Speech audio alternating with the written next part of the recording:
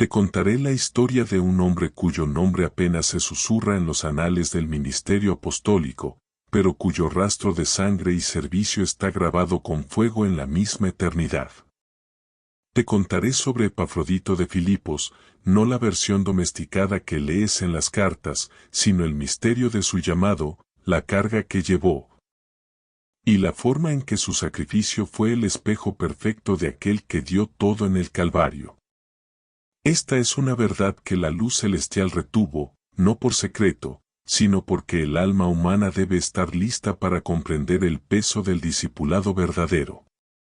Presta oído al narrador de los tiempos, porque voy a levantar el velo sobre el juramento escondido que Epafrodito hizo antes de siquiera encontrarse con el apóstol Pablo. La ciudad de Filipos, un enclave romano, no fue solo un lugar donde Pablo echó cimientos, fue un crisol donde las almas de los futuros guerreros del Espíritu fueron forjadas. Epafrodito, un gentil convertido cuya mente se movía entre la filosofía griega y el incipiente fervor del Evangelio, no llegó a la fe por un sermón común. Su conversión fue un encuentro profético en un sueño, una visión donde vio un tronco seco de olivo, al que le fue injertada una rama silvestre. Él, en su espíritu, entendió que esa rama silvestre era él, y el tronco seco era el pacto eterno, roto en apariencia, pero destinado a revivir. Este entendimiento profundo le confirió un favor de Dios inusual, una sensibilidad radical a la necesidad de la Iglesia, no solo en su ciudad, sino en el corazón del imperio. Epafrodito se convirtió en el rostro de la fe de Filipos, no por elocuencia, sino por su acción. Los filipenses, aunque pobres en el mundo, eran ricos en generosidad, y su ofrenda a Pablo, preso en Roma, no era un mero acto de caridad, era una declaración de guerra espiritual contra la indiferencia. El hombre elegido para llevar ese precioso tributo, la demostración material de su amor y su sociedad en el Evangelio, fue Epafrodito. Pero su misión era mucho más que la de un mensajero. Era la encarnación de la lealtad de una iglesia a su padre espiritual en cadenas, y esto lo colocaba en un camino donde la maldición silenciosa de Roma, la prisión y la muerte, lo acechaba en cada sombra. Mucho antes de que el mundo viera la corona de espinas, la lealtad ya era la moneda de cambio en el reino venidero. Epafrodito, sin saberlo a cabalidad, ya vivía bajo el patrón profético del Hijo de Dios, cuyo ministerio fue servicio desinteresado hasta el final. Piensa en esto: Jesús, siendo Dios, no estimó el ser igual a Dios como cosa a que aferrarse, sino que se despojó y tomó forma de siervo. Epafrodito, siendo un líder de la floreciente iglesia de Filipos, no estimó su posición como excusa para eludir el peligro, sino que tomó el papel de un siervo, un liturgo, como Pablo lo llamó. Un ministro público dispuesto a ofrendar su propia vida. Su misión a Roma no era un viaje de negocios, era una peregrinación al pie del patíbulo. El verdadero viaje de Epafrodito comenzó no cuando puso sus pies en el camino, sino cuando supo que Pablo estaba encadenado. La visión del olivo y la rama silvestre se agitó en su interior, recordándole que el injerto solo da frutos si se adhiere y se alimenta del tronco. Su lealtad no era solo a Pablo el hombre, sino al evangelio que Pablo representaba, y por extensión, a la misión de Jesús mismo, la liberación de los cautivos.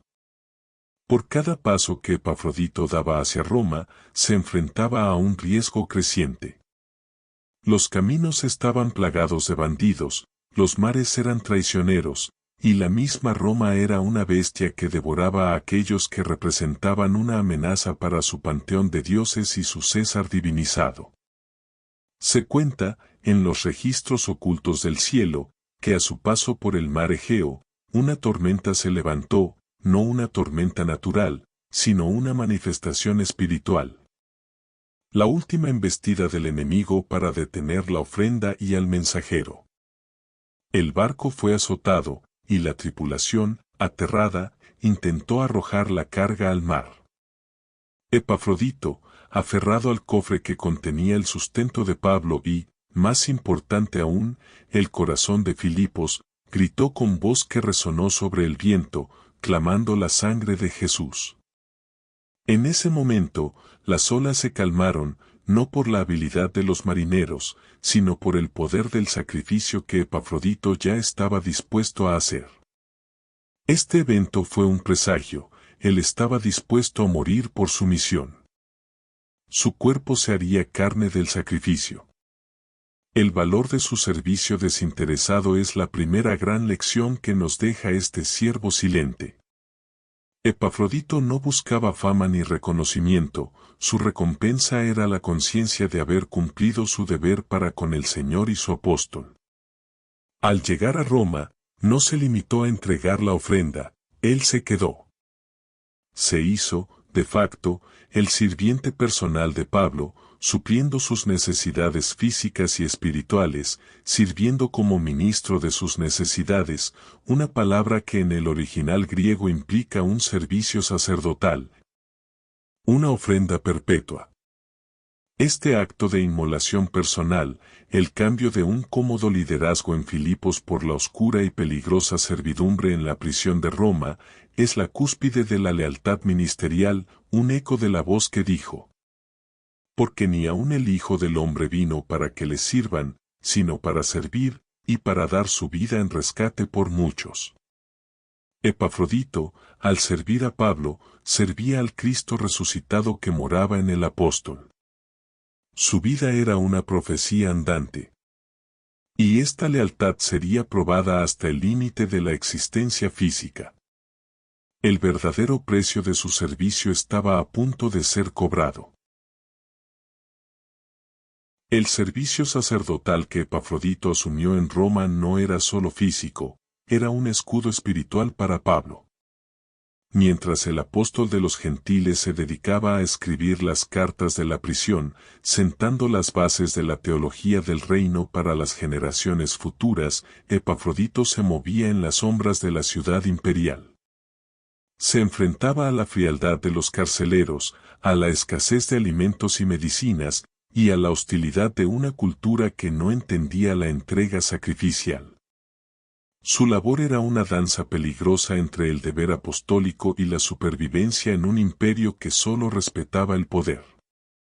Él no solo suplía la necesidad material de Pablo, sino que también era un ancla emocional y un recordatorio tangible de la iglesia viva en Filipos.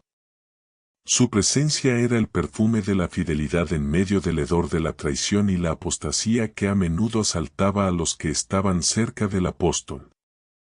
Aquí es donde la narrativa se profundiza en lo épico y desconocido. Se sabe que Pablo tenía un aguijón en la carne, una aflicción que lo humillaba. Lo que nadie se atreve a contar es que Epafrodito cargó parte de esa aflicción. Al igual que Simón de Cirene llevó la cruz física de Jesús, Epafrodito, en un acto de empatía sobrenatural, absorbió una porción de la maldición silenciosa que el enemigo había diseñado para paralizar el ministerio de Pablo. Este no fue un simple contagio de enfermedad, sino un ataque dirigido del reino de las tinieblas contra el flujo de la gracia. El adversario, al ver que no podía silenciar la pluma de Pablo, intentó silenciar el sustento de Pablo, golpeando a su socio de trabajo. Epafrodito comenzó a sentir un peso en el alma y una dolencia física que no tenía explicación terrenal, una fatiga que no venía del cansancio sino de la guerra espiritual en las dimensiones celestiales. Antes de seguir desvelando los misterios de este combate y como Epafrodito cayó al borde del abismo de la muerte, detente un instante y mira a lo que realmente importa. Estás escuchando verdades profundas, aquellas que transforman la fe de una simple creencia a un compromiso de vida o muerte. Si valoras esta revelación, si sientes que este entendimiento épico de las Escrituras merece ser compartido, hazme un gran favor, presiona ese botón de me gusta ahora mismo, suscríbete al canal si aún no lo has hecho. Y activa la campanita. ¿Por qué quedarte hasta el final? Porque vamos a desentrañar cómo Pablo usó su cuidado pastoral para invocar la resurrección en su colaborador. Hablamos de todos los temas de la Biblia, desde la creación hasta el Apocalipsis, desde el servicio silente como el de Epafrodito hasta las grandes profecías del fin de los tiempos. Este conocimiento es poder y entendimiento. Tu like no es solo un clic, es una afirmación de que el servicio desinteresado y el sacrificio tienen un lugar central en la narrativa del reino y que quieres que esta verdad llegue a más personas. Continuemos con la inmersión en la sombra de Roma. La enfermedad de Epafrodito no fue un resfriado ni una herida menor. Fue un colapso total, un testimonio de que había gastado su último aliento, su última reserva espiritual, en favor del Evangelio y del apóstol preso. Pablo mismo atestigua que Epafrodito estuvo enfermo y cerca de la muerte por la obra de Cristo, arriesgando su vida para suplir lo que a mí me faltaba de vuestro servicio. La frase arriesgando su vida, para voleusamenos ten sichen, es impactante, implica una temeridad santa, como la de un jugador que apuesta todo en una sola tirada. Pero Epafrodito apostó su alma y su cuerpo por la causa de Cristo. Este nivel de compromiso era inaudito, incluso entre los primeros creyentes. Era la manifestación del amor que no teme a la muerte, que no calcula el costo. La noticia de su grave estado llegó a Filipos. Imagina la angustia de la iglesia que lo había enviado como su representante más fiel, su mejor ofrenda. Ellos no solo enviaron dinero, enviaron a su mejor hombre. Y ahora, estaban a punto de perderlo. Esta preocupación de la iglesia en Filipos, y a su vez, la profunda angustia de Epafrodito por la preocupación de ellos, forma un círculo de cuidado pastoral que se convierte en un pacto. Epafrodito estaba ansioso, no por su propia muerte, sino porque sus hermanos de Filipos se afligieran por él. Esta interconexión de dolor y amor es la firma del verdadero cuerpo de Cristo. No era la preocupación por sí mismo, sino el dolor por el dolor de otros lo que lo consumía, incluso al borde de la tumba. Esta humildad y cuidado por el sentimiento de los demás, en su hora más oscura, es un tesoro escondido en su historia. Su vida era una lección magistral de cómo llevar el sufrimiento sin enfocarse en el yo. Su visión no era la enfermedad, sino el rostro de sus amados hermanos, temiendo por su destino. La fiebre que consumía a Epafrodito era el horno que refinaba su fe, pero también el arma del enemigo que buscaba la victoria sobre el esfuerzo apostólico. La medicina romana era inútil contra esta dolencia, pues su origen era la fatiga del espíritu en el campo de batalla, la absorción de la tensión y la presión de la misión. Pablo, el veterano de 1000 batallas y el receptor de visiones celestiales, entendió inmediatamente que la vida de Epafrodito no estaba en manos de un médico, sino en la intervención directa de la divinidad. La prisión de Roma, de repente, se convirtió en un altar. El apóstol, debilitado por sus cadenas, se levantó en el espíritu con una autoridad que conmovió los cimientos de la mazmorra. Este es el momento cumbre del cuidado pastoral de Pablo por sus compañeros, una demostración de que la lealtad en el ministerio no es una calle de un solo sentido. Pablo, que había visto la mano de Dios obrar milagros de liberación en su propio cuerpo, que había resucitado a Eutico de la muerte después de una caída, no dudó en arrodillarse junto al lecho de su siervo moribundo. La narración bíblica lo comprime en una frase, pero el momento fue épico, una confrontación directa entre el amor de Dios y el poder de la muerte. La oración de Pablo no fue una súplica, fue una demanda, una declaración de guerra. Él le recordó al cielo el juramento escondido que había sobre la vida de Epafrodito, ese pacto de servicio que había sido manifestado en la visión del olivo y la rama silvestre. El siervo de Dios no podía morir a mitad de su ofrenda, el sacrificio debía ser completado, la misión debía ser testificada. Y el Dios que es misericordia y poder, aquel que es el único sustentador de la vida, escuchó la voz de su apóstol y tuvo misericordia de él, y no solamente de él, sino también de mí, para que yo no tuviese tristeza sobre tristeza. Esta frase revela el corazón humano de Pablo, el gigante de la fe. La pérdida de Epafrodito habría sido un golpe devastador, no solo para la logística de su ministerio, sino para su alma. La lealtad de Epafrodito había cimentado el ánimo de Pablo en su prisión, y su muerte habría significado una tristeza insoportable, la adición de una pena personal a la carga de las iglesias. La recuperación de Epafrodito fue, por lo tanto, un milagro doble, sanidad para el siervo, y consuelo, vigor y renovación del favor de Dios para el apóstol. La sanidad no fue instantánea ni espectacular como un trueno, sino un retorno gradual, un soplo de vida que se infiltraba en el cuerpo exhausto, una reversión del proceso de muerte orquestado por la batalla espiritual. Epafrodito se levantó, no con la fuerza de un gladiador, sino con la quietud de alguien que ha regresado de un lugar donde la carne ya no tiene poder. El riesgo inherente a la misión apostólica se había cumplido y el precio casi pagado.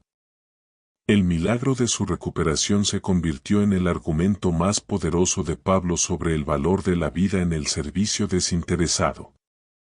El Señor honra a aquellos que le honran, incluso en el borde de la muerte. La lección que aprendió Epafrodito fue más profunda que la sanidad. Él comprendió que la debilidad es un portal al poder de Dios.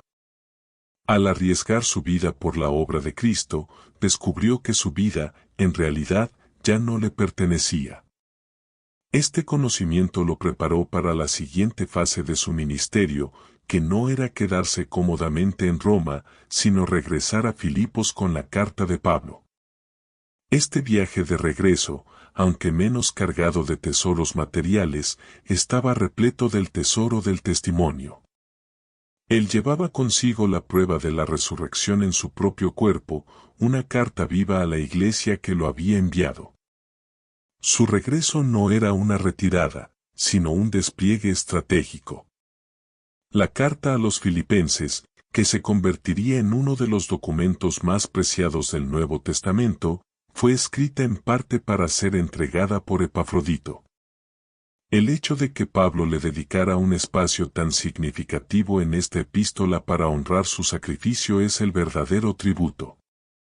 Pablo quería que la iglesia supiera que su enviado era un héroe, un mártir frustrado por la misericordia de Dios, y que debía ser recibido con todo gozo y tener en gran estima a los que son como él. Esto no era solo una recomendación, era una directiva apostólica para establecer el estándar de lo que significa la fidelidad radical.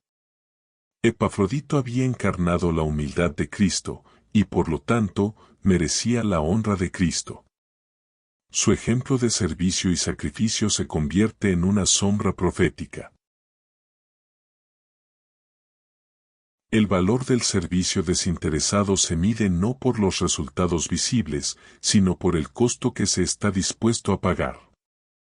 Epafrodito, al entregar su vida a la causa, había superado la métrica humana y había entrado en el estándar del reino. Su regreso a Filipos, con la carta de Pablo en mano, fue el punto culminante de su ministerio. Esta carta a los filipenses no era solo una felicitación, era un mapa de ruta para la unidad y la humildad. Temas que el mismo Epafrodito ahora podía predicar con la autoridad de alguien que había vencido a la muerte por la causa. Llevaba en su cuerpo las cicatrices de la guerra espiritual, marcas invisibles que solo los ojos del espíritu podían ver, testimonio de su confrontación con la maldición silenciosa de la enfermedad. El apóstol Pablo, al enviarlo de vuelta, tenía una doble intención: primero, aliviar la ansiedad de los filipenses. Segundo, ofrecer a Epafrodito como un ejemplo vivo y andante de la teología de la kenosis, el vaciamiento propio, que acababa de describir en el capítulo 2 de su carta. La lealtad en el ministerio no solo se trata de hacer, sino de ser. Epafrodito era la prueba de que el mismo sentir que hubo en Cristo Jesús, el de la obediencia sacrificial, era alcanzable para el creyente. Su servicio no fue solo a Pablo, fue un servicio a la unidad de la Iglesia, porque su regreso restauró la paz y la alegría de sus hermanos.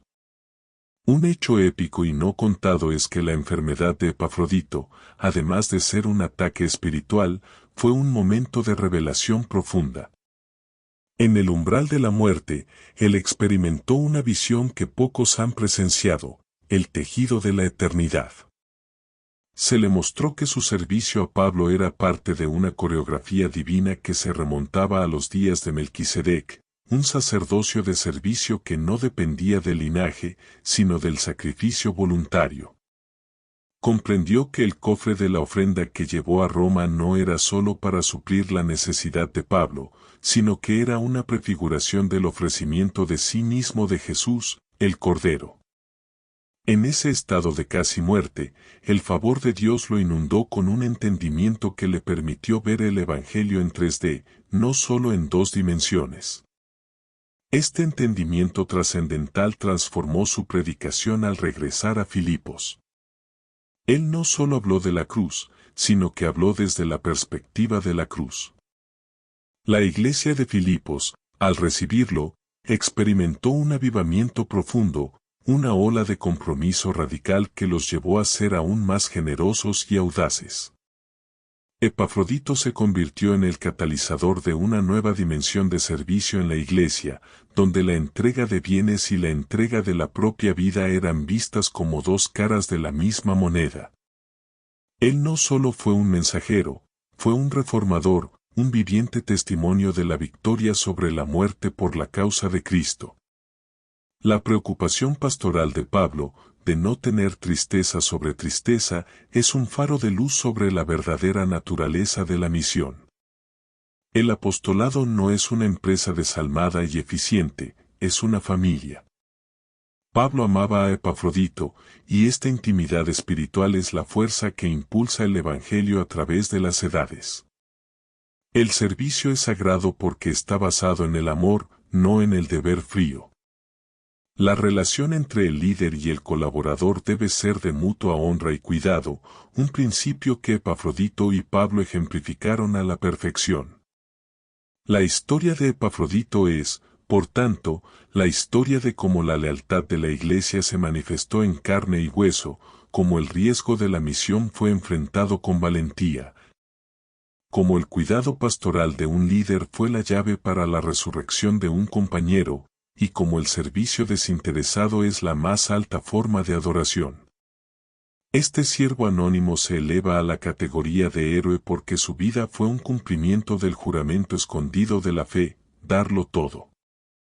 Ahora, con este entendimiento más profundo, prepárate para la conclusión de esta epopeya, donde su legado se une al destino de la Iglesia, y donde la reflexión final nos confronta con el costo de nuestro propio llamado.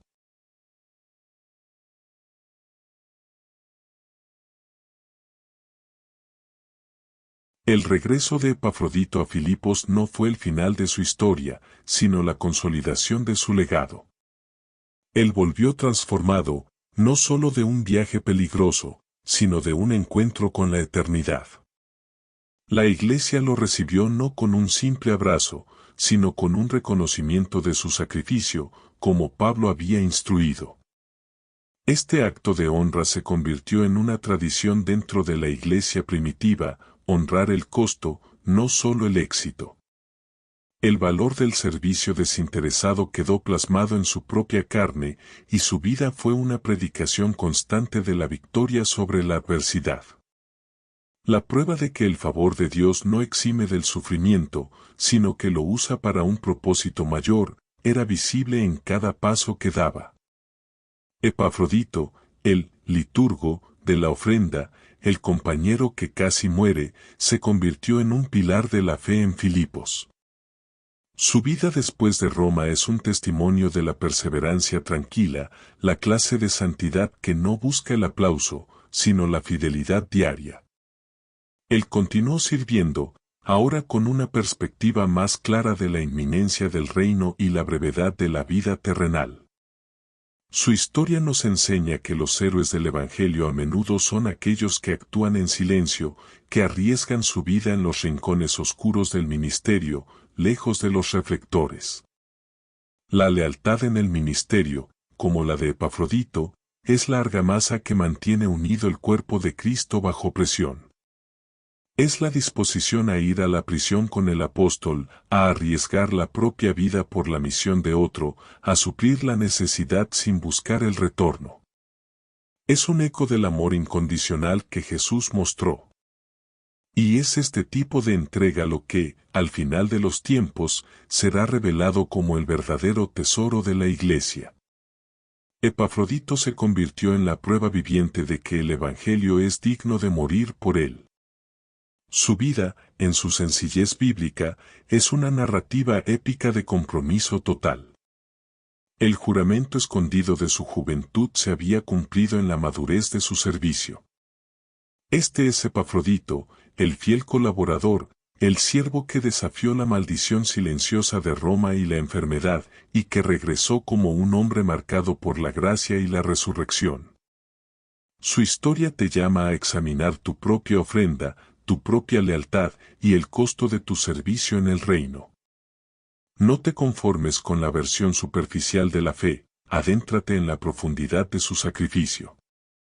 Ahora que has escuchado esta historia épica, y antes de que termines de ver o escuchar esta profunda revelación, quiero pedirte algo más. Si la vida de Epafrodito ha resonado en tu espíritu, si te ha movido a un compromiso más profundo, demuéstralo con tu acción. Dale otro me gusta a este video y compártelo con alguien que necesite esta dosis de fe audaz. Y lo más importante, deja tu comentario aquí abajo. Cuéntanos tu testimonio, esa vez que el Señor te sanó al borde de la desesperación, o esa persona que ha sido un Epafrodito para ti, supliendo tus necesidades en un momento crucial. Queremos leer tus historias y crear una comunidad de testimonios. Tu fe merece ser contada. Suscríbete si no lo has hecho, porque seguiremos desvelando los aspectos más épicos, profundos y desconocidos de la Biblia en nuestras próximas entregas. El fiel colaborador de Pablo que casi dio su vida por el Evangelio, la historia de sacrificio de Epafrodito es una invitación a la radicalidad de la vida cristiana. Es la prueba de que en el riesgo se encuentra la recompensa y en la entrega total, la plenitud. Que la vida de este siervo te inspire a vivir con la misma audacia y humildad. La narrativa de Epafrodito concluye con una poderosa verdad: no es la longitud de la vida lo que le da valor, sino el grado de sacrificio. Por eso, que esta reflexión te acompañe, la única vida que el cielo considera larga, no es la que dura muchos años, sino la que se gasta por completo en el servicio desinteresado a su causa. Porque el amor que se vacía, es el amor que se llena de la eternidad.